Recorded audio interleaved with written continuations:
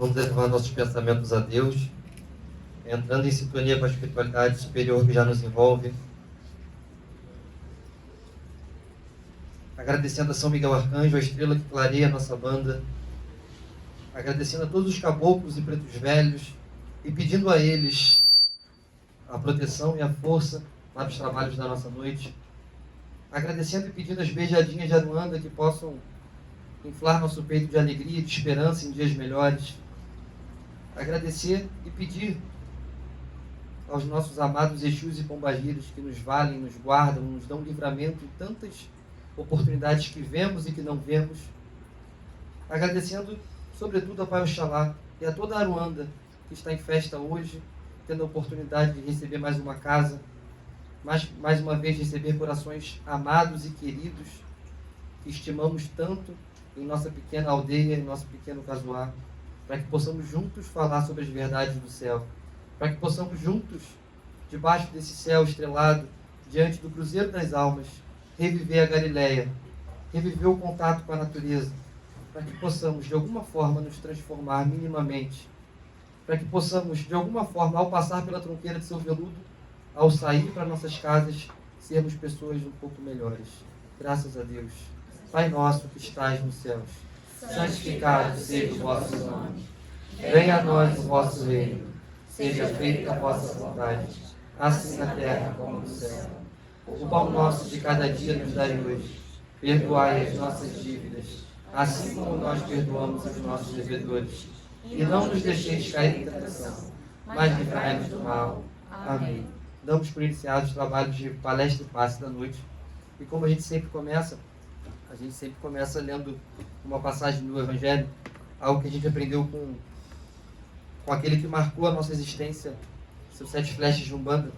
E a gente, curiosamente, a gente sabe que não é uma coincidência, toda vez que a gente tem uma passagem do Evangelho, essa passagem sempre tem a ver com o tema da noite. A gente abre um acaso, e esse ano e todos os outros anos isso é muito frequente. E a passagem do Evangelho segundo o Espiritismo, no capítulo 12, amai os vossos inimigos, Santo Agostinho vai dizer assim: amigos, lembrai-vos dessas palavras, amai-vos uns aos outros, e então, ao receberdes um golpe motivado pelo ódio, retribuireis com um sorriso, e ao insulto com um perdão. É uma passagenzinha curta, e ela poderia ser dita pelo senso comum tranquilamente como, vou usar uma palavra ruim, mas que serve bem, como uma imbecilidade. A pessoa te ofendeu, a pessoa te agrediu, e a recomendação é que você dê um sorriso para ela. E a gente tem que lembrar que o movimento cristão é um movimento de contracultura desde que o mundo é mundo, pelo menos deveria ser assim. A partir do ano 400 a gente percebe que o cristianismo vai sendo englobado pela sociedade vigente e vai sendo adaptado. Mas se a gente olhar o cristianismo na essência, aquele que queimou o coração de Paulo, de Pedro, daqueles homens e mulheres que iam diante do martírio com lágrimas e louvores, esse movimento é um movimento de contracultura. É um movimento de não seguir a massa. Jesus, ele o tempo todo vai ensinar para a gente a não ser guiado pelo pensamento ordinário, pelo pensamento automático. E esse pensamento aqui que Santo Agostinho vai trazer para a gente traduz perfeitamente o que Jesus diz, para que a gente retribua o mal com o bem. Lucas, então é para ser um saco de pancada? É para eu ser alguém que vai estar o tempo todo gostando de sofrer? Não é isso. Jesus ele vai dizer para a gente para sermos bons como as pombas e prudentes como as serpentes.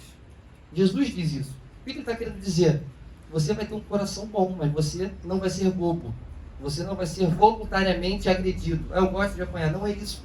Quando ele fala para darmos a outra face, ele não está falando para bater do outro lado. Eu tomei tapa numa cara, numa bochecha, eu vou virar outra. Não é isso. É dar outra face, é dar uma outra resposta. Uma faceta talvez desconhecida pelo senso comum. Então Jesus o tempo todo ele vai estar trazendo para a gente uma filosofia universal de bem viver, de bem fazer, de buscarmos, de alguma forma, vivermos a nossa vida de modo pacífico.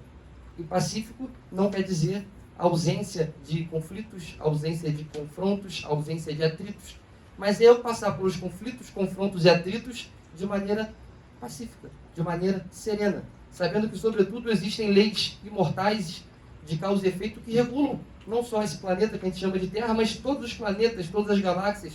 Então que a gente confie nessa força superior, que na Umbanda chamamos de Nzambi Maior, chamamos de Pai Oxalá, chamamos pelo nome dos nossos amados pretos e pretas velhas, que vão nos conduzindo sempre por esse caminho de bem fazer, de bem viver, buscando uma caminhada harmônica, uma caminhada serena, uma caminhada onde a gente não perca tempo, muitas vezes tentando dar o troco, tentando fazer o mal àqueles que já vivem, muitas vezes, numa sintonia de maldade. É buscar elevar um pouco o nosso padrão, sendo astuto, sendo sábio como as serpentes, mas tendo, sobretudo, a consciência tranquila e serena das pombas que voam e vivem de maneira sempre harmônica com a natureza.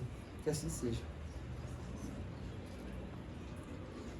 Vou passar a palavra aqui para o Pai Felipe. A Ju falou bastante a apresentação e eu tenho que reforçar ainda mais, porque não é porque, como a Ju disse, a mãe Ju está aqui, o Pai Felipe está aqui, que a gente está falando dos trabalhadores, sabem disso, o trabalho que o Teia faz, que a mãe Ju faz, que o Pai Felipe faz, e também toda a corrente fazem, é um trabalho que vai ficar com toda certeza para a posteridade, vai ficar um legado. Se qualquer pessoa tiver dúvida da pluralidade da Umbanda, vai lá no canal Teia. Quem não segue, eu acho que tem o dever umbandista de seguir, porque talvez hoje, eu não estou falando isso para envaidecer o senhor, porque eu sei que isso não é capaz de envaidecer o senhor. Talvez hoje seja o canal que maior quantidade e qualidade de conteúdo, com uma facilidade que eu brinco com a Ju, eu falo assim, caramba, toda terça-feira, se não me falha a memória, segunda. Toda segunda eu tenho ali vídeos de várias culturas de Umbanda, onde eu não estou tentando mostrar que a minha visão é melhor, descredibilizar a forma daquela pessoa fazer Umbanda, pelo contrário.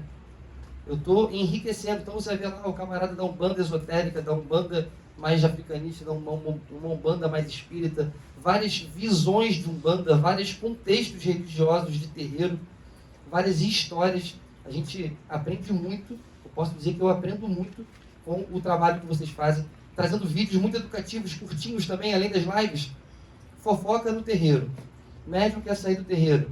Médium não paga a mensalidade. Ou então eu estou querendo desenvolver minha mediunidade, como que eu faço? Eu quero saber meu orixá, como que eu faço? Eu quero saber se eu sou um médium de psicografia. Tem vídeo de tudo, todas as problemáticas que giram em torno do terreiro, desde os conflitos internos até as bênçãos, a parte gostosa e boa. Se você tem alguma dúvida, vale muito a pena olhar lá. Desde a convivência, da liderança, como lidar com a liderança. É um canal que a gente sempre recomenda.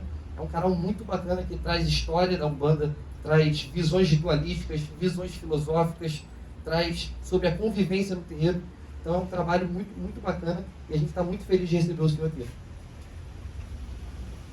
Boa noite, meus irmãos. Eu agradeço muito ao pai Lucas, à mãe Juliana, a todos os filhos da casa, pela oportunidade de falar um pouquinho sobre a nossa Umbanda e refletir. A Umbanda é uma religião muito plural e as pessoas correm um pouco de estudo.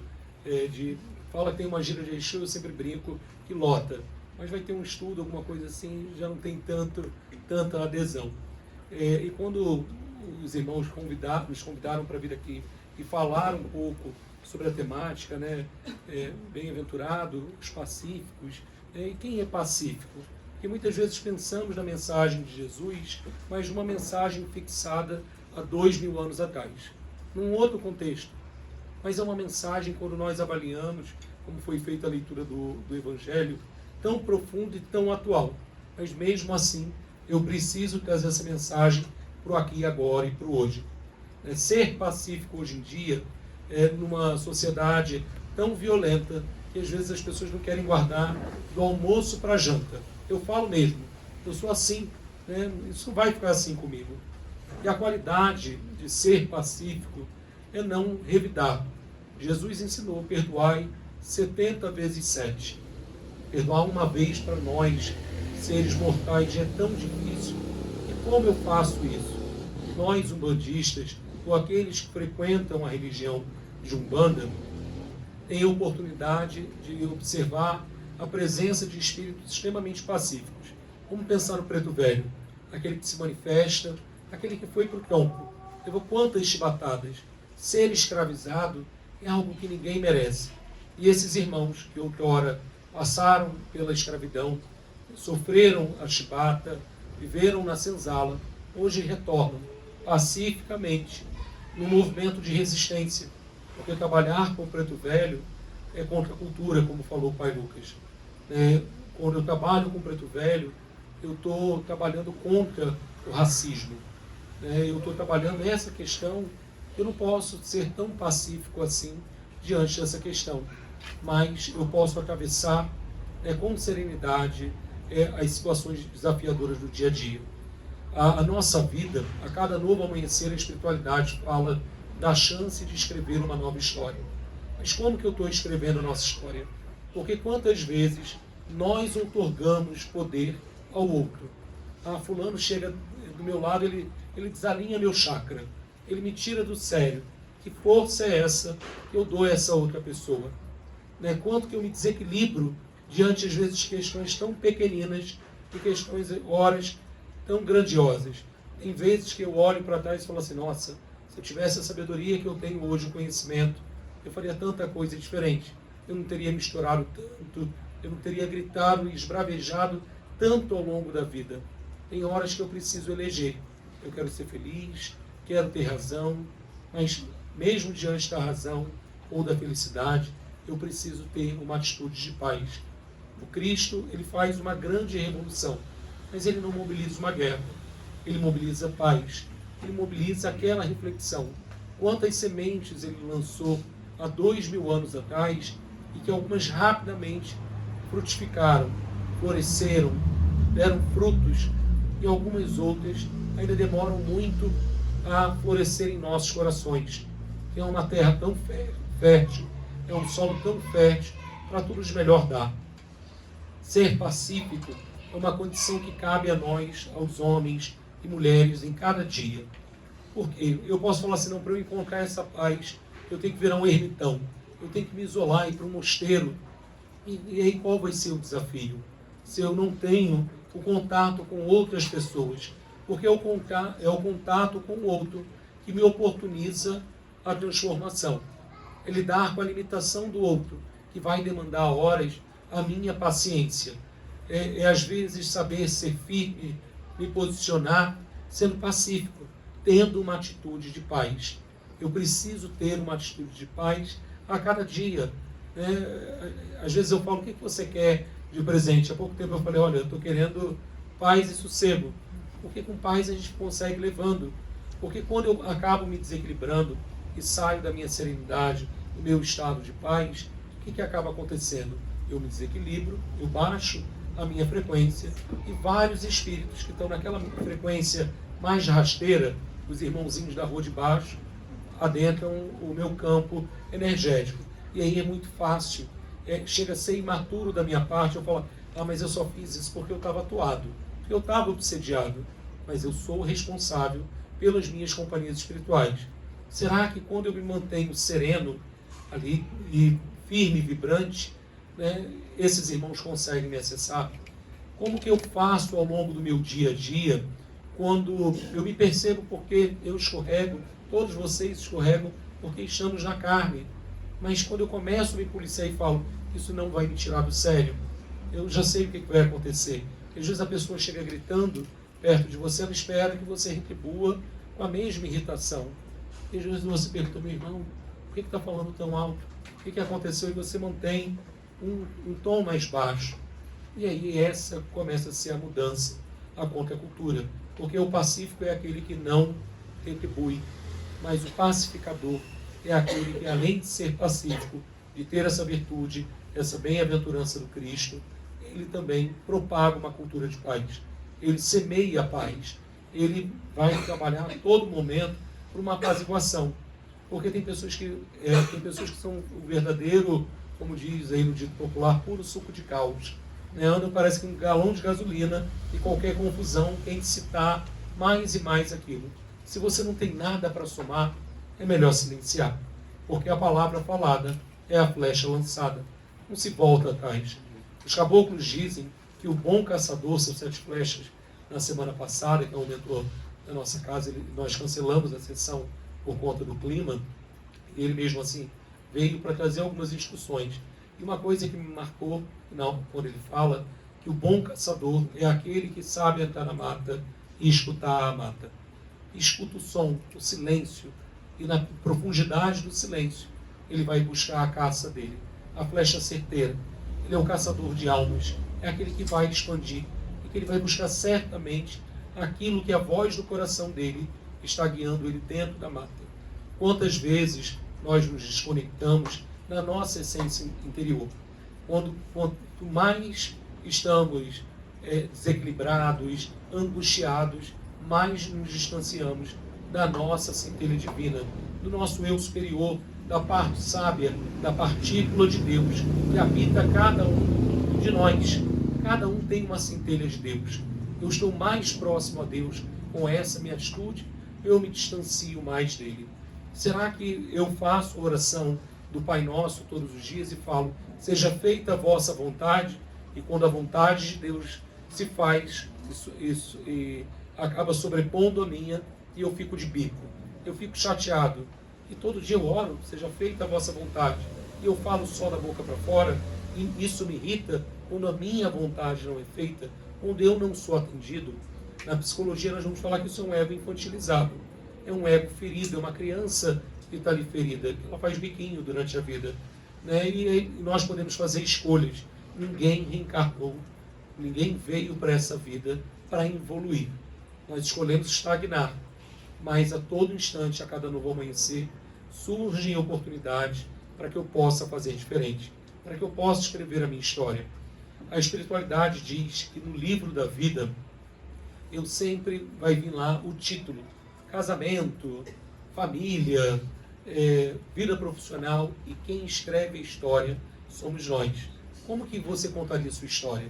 Se alguém chegasse hoje e fosse olhar a sua história, como que essa pessoa poderia narrar? Como que você narraria a sua história? Será que você é uma pessoa que congrega, que apazigua, ou você é uma pessoa que muito mais incita o caos, a confusão, o desentendimento? É claro que ter uma postura pacificadora não é ter uma postura que eu falo amém para tudo. Sim, eu devo interrogar, eu posso questionar, eu posso não concordar com o outro, mas eu preciso respeitar. Respeitar o diferente. Não é porque aquela pessoa pensa de forma diferente que ela é minha inimiga. Ela não precisa ser minha inimiga por conta disso. Eu posso falar, meu irmão, eu compreendo o que você fala, eu respeito, porém eu não concordo. E tudo bem quanto a isso. Você ser pacificador não quer dizer que você não vá se posicionar ao longo da vida. Porque nós, em nossa encarnação, cabe a cada um dar limite. Eu preciso saber dar limite ao outro. Eu preciso dar limite, aprender a falar não em nossas vidas. Porque, não, fulano é tão bonzinho, não, ele é bobinho. E ser bom é diferente de ser bobo, né? Eu não preciso ser conveniente a tudo. Porque muitas vezes nós temos a necessidade de agradar, de ser aceito pelo outro.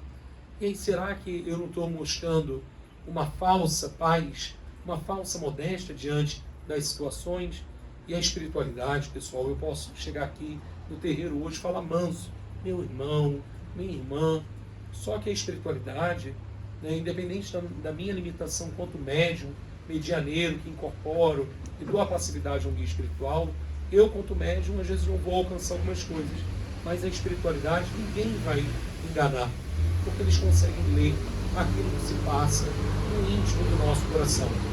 Na minha postura de paz, será que eu preciso passar por algumas situações que vão me tirar do sério? Sim, eu preciso passar por isso. E a pergunta é, o que a vida se propõe a ensinar? O que a vida está propondo para mim nesse instante, nesse período da minha vida? Porque quando a história se repete, quando o problema se repete na minha encarnação, é porque eu ainda não aprendi algo.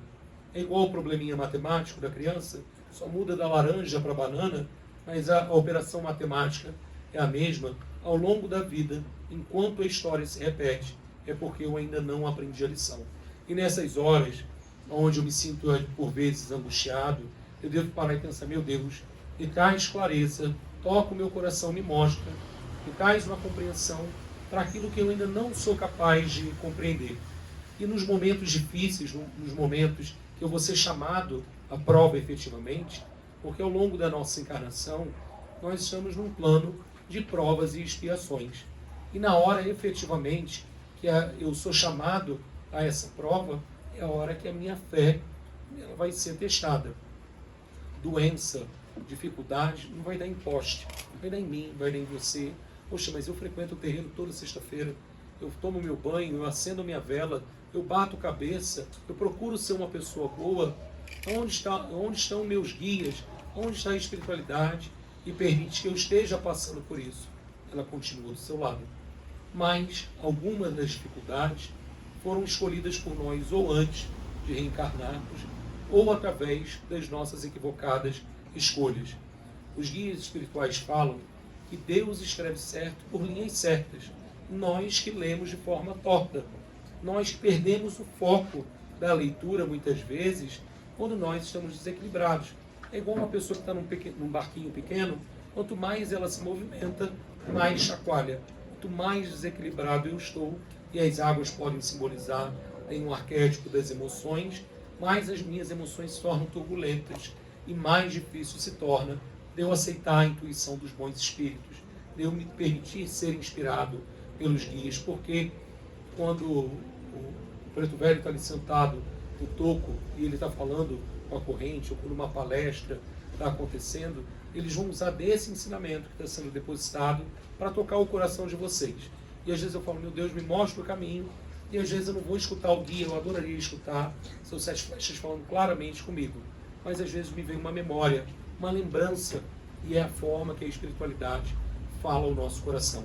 Às vezes não vai vir por uma memória, mas Deus ele opera os milagres dele através da boca de muitas pessoas. E às vezes vai vir alguém, vai falar algo que faz tanto sentido na sua vida, naquele momento, que vai ser aquilo que justamente você precisava ouvir. Então, o que está sendo falado para você? O que a espiritualidade tenta falar a todo instante? Será que eu, quanto médium de Umbanda, ou até mesmo como consulente, quando eu vou diante de um preto velho, eu escuto, eu vejo completamente, na sua magnitude, na sua virtude, na sua bem-aventurança, onde ele, com aquela calmaria, o preto velho, ele espera a volta do mundo, e ele fala tudo o que ele tem para falar. Ele vai secando a lágrima, ele vai dizendo, né, se ele tiver que ser firme, ele é firme, mas ele vai falar. E ele se mantém muitas vezes sereno. Ele canta o ponto, ele vai pitar o cachimbo, ele vai pegar o galinho de erva, e ali ele vai trabalhar na intenção daquela pessoa. E aí os pontos de Umbanda vão falando isso, né, que lá na hora de preto velho vai dizer que a lágrima do preto velho corre dos olhos, mas vem do coração. Porque será que aquele espírito não sofre e nos vê tropeçar e nos vê sofrer, e ele não pode viver a encarnação por nós, porque cabe sim a mim viver a minha encarnação, pois só ela foi confiada única e exclusivamente a mim. A única certeza que nós temos nessa vida é do nascer e do morrer. Agora, o que nós vamos fazer nesse ínterim caberá a cada um de nós. Será que eu estou colocando em prática aquilo que eu aprendo? A pergunta que eu devo me fazer constantemente para buscar essa serenidade é o seguinte: o que eu estou sendo melhor hoje do que eu fui ontem? É fazer o balanço de consequências diariamente, quando eu vou deitar e dormir, né? Quando eu vou fazer minha prece, mesmo que seja Deus, me abençoa no dia de hoje, me abençoa o meu sono, ou acordar, Deus, abençoa o meu dia, mas é pensar quais foram minhas ações, porque eu não sei se vai ter efetivamente o amanhã. A gente fala, não, amanhã eu resolvo isso, amanhã eu vejo. E às vezes passa 10, 40, 50 anos e tudo se passou e eu acabo não tendo feito nada. Qual foi o legado? O que eu construí ao longo da minha vida?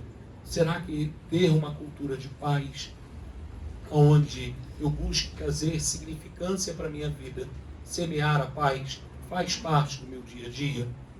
O que eu estou querendo? Porque às vezes não vai adiantar eu passar o dia e a noite ajoelhado ali no chão, pedindo, orando, se eu não tiver atitude. Se eu não construir, se eu não criar uma obra. E a obra não precisa ser nada tão grandioso assim. Que horas a gente pensa na missão de Jesus, ou Francisco de Assis, Gandhi, que foi um grande difusor da paz, né, difundiu a paz no mundo todo, uma cultura de paz. Eles foram espíritos missionários. Mas o que eu faço com a minha obra hoje? Porque uma fé sem obras é uma fé morta. O que eu estou fazendo?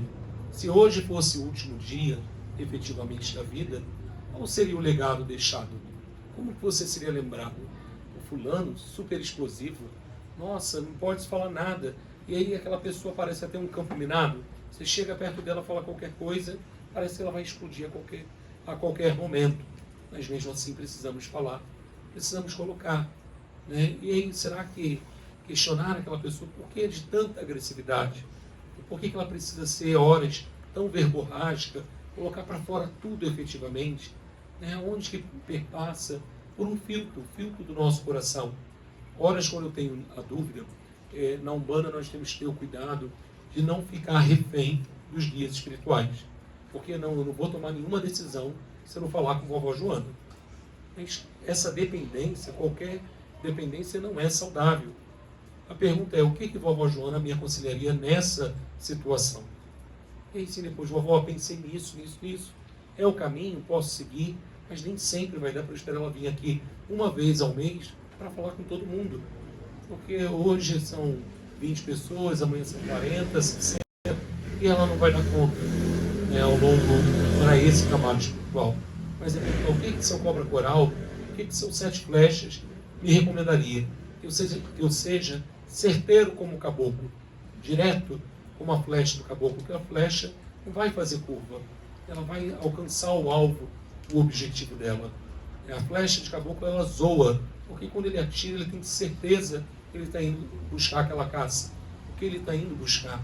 A palavra do preto velho tem a magia, a mironga, desde a fumaça do pitar do cachimbo dele para o trabalho espiritual que ele vai realizar. E ali ele vai olhando a fumaça, ele vai falando, vai elucubrando e vai homeopaticamente colocando alguma semente no meu coração, uma semente para a minha mudança. Então, buscar um processo de mudança ao longo da minha vida é buscar autoconhecimento. Eu preciso me autoconhecer. Efetivamente, quando eu me olho no espelho, eu consigo ver as minhas limitações, eu tenho conhecimento da minha sombra, porque todos nós temos uma sombra. Todos nós temos um lado sombrio. E à medida que eu venço a minha sombra, é a hora que eu transcendo a minha sombra, que eu consigo iluminar, mesmo que seja um pouquinho, né, a minha sombra a cada dia, ou nesta encarnação como um todo. Eu preciso me comprometer a vencer as minhas perturbações, os meus fantasmas. Todos nós temos as nossas questões, mas as minhas questões não podem se tornar dor e sofrimento para o outro. Eu não posso buscar, não, se eu não tenho sossego, ninguém vai ter. Quem ganha com isso? A quem você está servindo? A qual Senhor efetivamente você serve? Quando nós falamos, né, o Cristo vai voltar. E se ele voltar, ele vai estar com quem? Hoje em dia. Pensando que o nosso coração é o templo redivivo. O nosso coração, ele está habitável hoje por Cristo? Ele está habitável hoje para os guias espirituais? É uma questão que precisamos pensar. Horas, alguns médios falam assim, não sou digno de trabalhar com a espiritualidade. Eu não tenho condições, porque eu sou um ser muito diminuto. Eu sou um ser com muitos defeitos. E que bom que você está tentando a cada dia. Né? Porque a cada incorporação, a cada aconselhamento que eu dou, eu estou sendo aconselhado. Se eu estou ali cambonando, eu estou aprendendo diante das lições que aquele guia vem trazendo. E eu nunca vi, ao longo desses anos na Umbanda, na minha caminhada, ver um guia falar assim, vai lá e arruma confusão mesmo. Um guia de luz não vai falar isso. Um guia de luz, ele vai buscar apaziguar aquela situação. Filho, esfria a cabeça. Não é por aí. É claro que, muitas vezes, a energia impulsiva é uma energia necessária. É uma energia de chakra básico. No chakra base, eu preciso dessa energia impulsiva para dar o primeiro passo. Eu preciso ter coragem de vencer os meus medos. Mas eu preciso buscar vencer os meus medos, buscando me apaziguar, buscando me equilibrar. O medo, ele serve de alerta ao longo da nossa vida. Eu tenho medo de ali me machucar. Eu já me machuquei uma vez, mas ele não pode ser paralisador. E o medo, muitas vezes, ele se torna paralisador para as pessoas e elas não conseguem seguir, elas não conseguem prosseguir ao longo da sua jornada e ficam paralisadas. E a vida vai passando. nada é feito, nada é construído. Diante dessa reflexão, diante desse pensamento, a pergunta que eu me faço é o seguinte: o que eu estou buscando ser uma pessoa melhor? Eu tenho uma cultura de paz? Na década de 70, no Brasil, teve um psicólogo francês que veio se erradicar no Brasil, chamado Pierre Weil. Ele criou no Brasil a Universidade da Paz, que tem algumas instituições espalhadas no Brasil, e para difundir uma cultura de paz. E ele vai falar pela perspectiva transpessoal, que nós, indivíduos, temos uma perspectiva que vai além da pessoa, vai além da nossa consciência, que é o nosso lado espiritual. Então, o aspecto espiritual, ele sempre vai estar presente em nossas vidas. E como que eu, como criado à imagem e semelhança de Deus, me afastei tanto dessa imagem de Deus? O quanto que eu me afastei, e hoje minha imagem está tão distorcida, ela está tão defeituosa ali no sentido que eu me distanciei tanto, mas eu posso me reaproximar. Diante de cada ação que eu tenho, como diz a oração de Francisco de Assis, que foi um patrono da paz, ele não queria nada de material da vida, mas ele queria uma cultura de paz, de fé, de amor, e foi a mensagem que Francisco deixou. E aí, quando eu penso na oração de Francisco, é dando que se recebe, é perdoando que se é perdoado. E quantas vezes eu tenho dificuldade de perdoar aquilo que às vezes acontece que alguém pisou no meu pé, alguém falou algo que eu não gosto. Gente, eu falo por mim, é difícil às vezes perdoar. Não é fácil não, mas assim, como que eu tento exercitar? A pergunta sempre é: o que eu estou me tornando melhor hoje do que eu fui ontem? Se eu estou num terreiro, eu falo, tem gente que enche a boca e fala assim: eu tenho 10 anos na Umbanda. E a pergunta é: nesses 10 anos, o que você melhorou enquanto pessoa? Como que as pessoas te reconhecem? Eu já escutei um comentário preconceituoso. Uma vez me falaram assim: mas você é um bandista? Você não tem cara de um bandista. Eu falei: mas um bandista tem cara? Aí a pessoa falou: não. Com certeza tem uma imagem mental que aquela pessoa alimenta ali do umbandista. Mas por que isso? Porque a forma que você se coloca, a forma que você fala. Mas eu não posso ser um umbandista por conta disso? Então você lê, você estuda. Mas o umbandista também.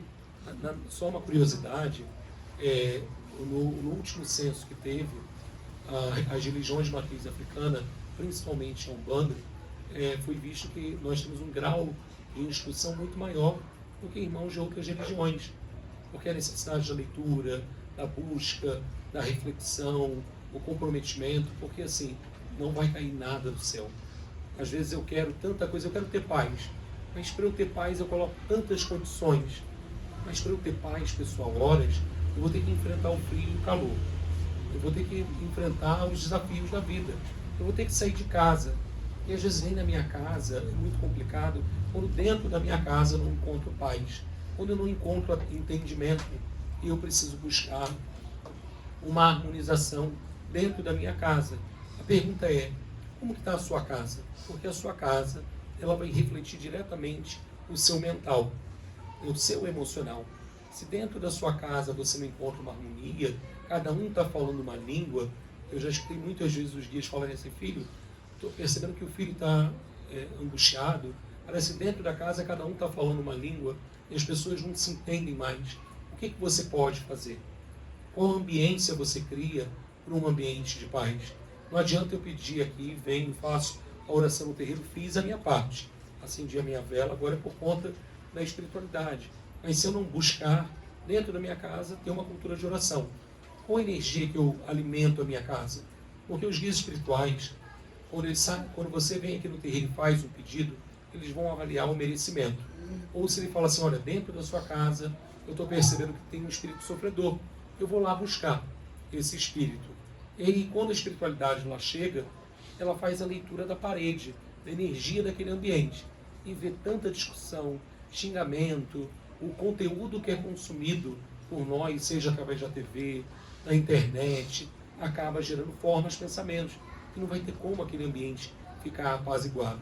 E aí os guias de Umbanda fazem algumas terapêuticas. Vai falar: filho, faz um defumador completo lá na sua casa, um defumador de dentro para fora, toma um banho de ervas. Gente, eu posso viver igual um hipopótamo dentro, né, de uma bacia com banho de ervas. Mas se eu não sair dali e tentar fazer diferente, volta todas as coisas espirituais. Todas aquelas energias pesadas que estavam, elas vão voltar. Eu venho aqui, tomo passe hoje. É feita uma faxina espiritual. Mas eu saio ali do portão, eu começo com o mesmo comportamento. Por que tem essa consulta coletiva na casa? Por que seu Sete Flechas instituiu isso? Porque quer que a gente estude, né? Um pouco chato isso. Não, é uma consulta que visa a transformação do comportamento na nossa consciência. Porque não vai adiantar eu tirar consulta de manhã, de tarde, de noite, fazer oferenda, banho, todos os rituais, se eu não fizer a minha parte. Eu preciso virar a chave. Eu preciso fazer a virada na minha vida. E o milagre, que às vezes eu espero tanto de fora, ele começa dentro de mim. Começa em nós o milagre. Porque Jesus guias falam até o seguinte: eu quero ajudá-lo, mas ele não se permite ser ajudado. Será que você se permite ser ajudado? Porque falar que eu quero ser ajudado, às vezes é da boca para fora. Ou será que eu quero ser ajudado da minha forma? Eu quero 6 números na Mega Sena, que aí eu resolvo todos os meus problemas e vou ter paz. Eu não vou enfrentar trânsito, eu compro um helicóptero e venho voando para o terreiro. Mas assim, como que eu faço para viver horas uma cultura de paz no trânsito? Eu sei que é irritante pegar um engarrafamento, mas dá para eu colocar um podcast que vai ali trazer um ensinamento? Como que eu aproveito? Será que eu consigo escutar um audiobook no momento que eu estou no carro? Como que eu dou significância? Como que eu ressignifico e dou sentido à minha vida? Para eu ter uma cultura de paz, eu preciso ressignificar as minhas atitudes. Eu preciso ressignificar as minhas ações. Porque lá no título do texto fala: bem-aventurados, né, os pacíficos, porque eles são filhos de Deus. É porque eles serão filhos de Deus, eles são os filhos de Deus. E será que eu consigo ser pacífico para ser filho de Deus? Porque muitas vezes a gente espera, né, dentro de uma cultura judaico-cristã, nós temos aí, por vir de uma criação católica, muitas vezes nós pensamos no julgamento. Eu vou ser julgado e vou ser levado para algum lugar, vou para o céu, para o inferno. Aí a gente começou a falar de nosso lar, uns anos para cá. Né? E aí vamos para nosso lar. Gente, eu acho que muitas vezes uma piscina de lama me espera no umbral. Porque horas é difícil me manter em paz. Mas às vezes eu respiro fundo, né, diante de algumas situações. Às vezes contar de 1 até 10 não vai dar certo. Conta de 1 até 1000. Mas assim, será que eu preciso segurar a onda? Chico falava que horas você ia perder a paciência. Toma um gole d'água. Toma um gole d'água e pede para aquilo ali, né, que às vezes a gente vai falar demais, né, a gente vai explodir. Aí o pessoal no banda fala assim: não, filho de Ansã fala mesmo. Filho de Ogum, ele é aguerrido. E aí é mais fácil eu colocar na conta do santo, na conta do orixá. E aí quando, na verdade, se eu tive uma leitura, né, que falou: olha, você é filho de Ogum nessa encarnação, você é filho de Ansã nessa encarnação, você já tem ali um signo, um arquétipo, e você já sabe quais são os pontos que são pontos de atenção. Quando eu penso que eu sou filho de Oxum, eu tenho que ter cuidado com a minha língua, e eu tenho que aprender a amar de forma saudável, para que tudo de melhor possa florescer. É o que Oxum vai falar. Mas quando eu penso em Ansã, eu tenho a paixão e brilho pela vida, mas que eu aprenda a ser brisa suave. Porque sempre depois da ventania, da tempestade, vem a bonança. Obrigado, eu já estava assim perdido aqui no meu tempo. E aí vem a bonança. Mas que bonança vem depois que eu destruir tudo? Será que ter uma atitude onde eu sou uma pessoa destrutiva? Eu sou aquela pessoa que chega no trabalho reclamando da vida. Eu reclamo porque tenho que trabalhar, eu reclamo porque tenho que ir ao mercado, eu reclamo porque tenho que pegar o carro e ir até o lugar, resolver alguma questão. Graças a Deus eu tenho carro, graças a Deus eu tenho dinheiro para ir ao mercado. A fila é chata, é muito chata, mas o que eu posso fazer? Será que horas nós reclamamos demais? Um dos Exus da nossa casa, que é seu meia-noite, que ele é o guardião da casa, ele diz sempre o seguinte: às vezes nós vamos assim: nossa, amanhã eu tenho muitos problemas para resolver. E quando a gente vai ver que problemas são esses, fazer a feira, ir no banco, isso são problemas efetivamente? Será que eu acabo não problematizando muito a vida, amanhã eu tenho algumas situações, amanhã eu tenho algumas pendências a resolver. Isso é uma mudança para a cultura dos pais. Quando eu paro de trazer questões tão carregadas, né? Pô, fulano, sabe você, que tipo de pessoa é você? É aquela que todo mundo foge de você na rua e vem fulano ali. Só fala de doença, só reclama da vida. Tem uma nuvem pesada em cima da cabeça dele, né? É cinza, ele é carregado. Quais são as companhias espirituais que aquela pessoa tem?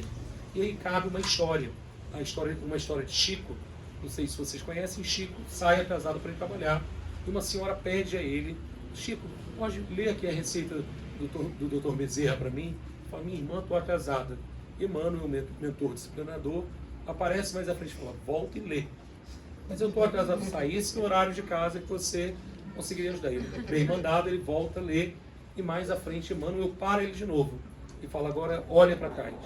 E ele olha e ele vê uma luz vindo da direção dela, na intenção a ele. E ela falou, aí ele vira e fala, ela falou: Deus o abençoe. E foi de coração. E a palavra tem força. Agora imagina ela falar que o diabo o carregue. Com a mesma força, com a mesma intenção. Então a palavra, quando isso mostra que na hora que eu trago palavras muito densas para a minha vida, para a minha casa, que energia eu estou colocando ali. Às vezes eu vou para o meu trabalho. Será que eu oro pelo meu trabalho? Se eu não estou feliz, pessoal, com o trabalho que eu tenho, com o meu lado profissional, eu preciso buscar outros caminhos. Reclamar não vai solucionar. E aí, qual a energia que eu levo para ali? Na hora que eu estou indo para o trabalho, não preciso me ajoelhar para rezar. No caminho na empresa, eu estou indo, eu posso falar: meu Deus, abençoa meu trabalho, todos aqueles que estão ali, que tenhamos êxito na tarefa que vamos desempenhar. Porque se aquele trabalho não dá certo, e aquelas pessoas são mandadas embora, a vida vai se tornando mais difícil. E será que eu não abri essa sintonia? Eu quero muito ser promovido na minha empresa. Mas você está se preparando para essa promoção?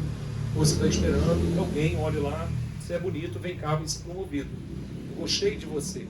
Mas você tem as competências necessárias, você tem as habilidades, as atitudes, a formação necessária. O que vocês estão se preparando para a vida? Tem pessoas na Umbanda que falam assim: quero ser um bom médium. Mas o quanto que você se prepara para ser um bom médium? Não, eu li todos os livros que o pai Lucas e a mãe Juliana recomendam. Maravilhoso. O que você coloca em prática? O que você tenta? O que você vem se modificando? A literatura espiritual, ela traz uma ambiência, ela vai trazer formas de pensamentos positivos. Por isso que eu falei, dentro do carro, no engarrafamento, coloca alguma coisa útil para você ouvir. Se prepara, vai criando essa energia. Porque na hora que eu crio essa energia, eu me coloco com uma psicosfera positiva, ativamente positiva, eu abro as portas para que a espiritualidade maior possa atuar. Os guias espirituais falam, na hora que eu estou abrindo a sessão, eu sempre peço que o Cristo possa interceder pela vida de cada um. Que não nos falte a coragem de Ogum, o equilíbrio de Xangô, a harmonia de Iemanjá, o amor de Oxum. Mas será que eu estou disposto a ser um solo fértil para essas virtudes e potencialidades? Porque quando eu canto para Oxum, eu estou cantando para o amor. Quando eu canto para Oxóssi, eu estou pedindo a expansão do horizonte. Mas, meu Pai, eu estou me colocando aberto para a sua flecha me guiar, para que ela seja certeira na minha vida. Então eu preciso me colocar disponível para as bênçãos de Deus. Eu preciso me colocar disponível para aquilo de melhor possa chegar na minha vida. E essa limpeza, essa faxina energética vai começar por mim mesmo. Eu preciso estar comprometido. Eu sou o único e exclusivo responsável pela minha encarnação. O guia espiritual, ele falou assim: você vai reencarnar, você vai ser médium de Umbanda. Eu vou estar junto com você do início ao fim. Mas às vezes ao longo do caminho, médium, estou cansado, saiu a série nova da Netflix, tem um churrasco hoje, um happy hour, e aí não dá, Umbanda é muito compromisso. E aí o guia respeita, ele se afasta um pouco e deixa aquele médium seguir a vida. E horas essa vida vazia, horas essa vida com esse gozo tão momentâneo, ele acaba trazendo tantas distrações. Se a gente for ver quanto tempo a gente passa no Reels, no Instagram, no Facebook, nas redes sociais, e o que eu fiz de produtivo hoje? O que eu realizei hoje? E Jesus guia, ele não consegue exercer um trabalho, porque aquele médium não se coloca disponível, ele não se prepara para o trabalho espiritual acontecer. E aí os guias falam que vão estar do início ao fim conosco. mas muitos médiuns, diante do primeiro tropeço ou de alguma dor, logo abandonam a espiritualidade. Eu nunca vi um indivíduo ser abandonado pela espiritualidade, mas já vi muitos indivíduos abandonarem a espiritualidade por conta de um novo relacionamento, de um trabalho, de um momento de vida. E quando o médium viu, se passou 5 anos, 10 anos da encarnação toda e ele nada fez. E essa ferramenta, ela nos é confiada para nos ajudar a trabalhar todas essas bem-aventuranças do Cristo. A serenidade, a paz, o equilíbrio, a inteligência emocional, que é importante. É uma competência hoje a inteligência emocional.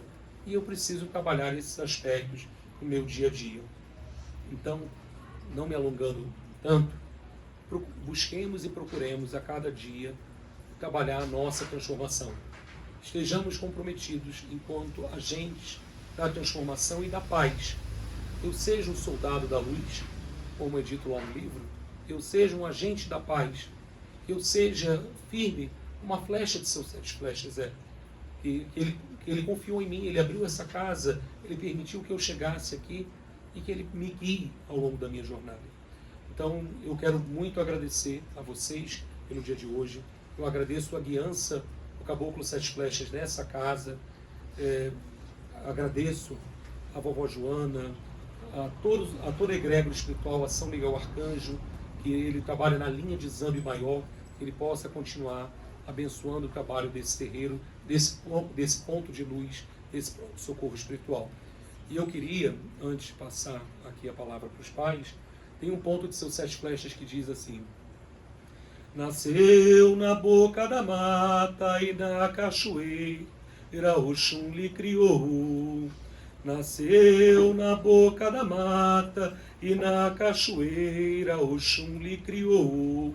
Foi batizado lá no reino dos caciques e na Umbanda 7 flechas é caçador. Foi batizado lá no reino dos caciques e na Umbanda 7 flechas é caçador. E seus 7 flechas, com as 7 flechas dele, possam expandir os horizontes de vocês. E cada flecha, a flecha da saúde, da justiça, a flecha da harmonia, do amor, da paz, da compreensão, da bonança, possam recair sobre a cabeça, sobre o coração de cada um de vocês. E que ele, junto com seu cobra coral, junto com seu rompe-mato, possam seguir guiando essa casa. Agradeço ao Pai Lucas, a todos vocês, à Mãe Juliana, pela oportunidade. Gratidão.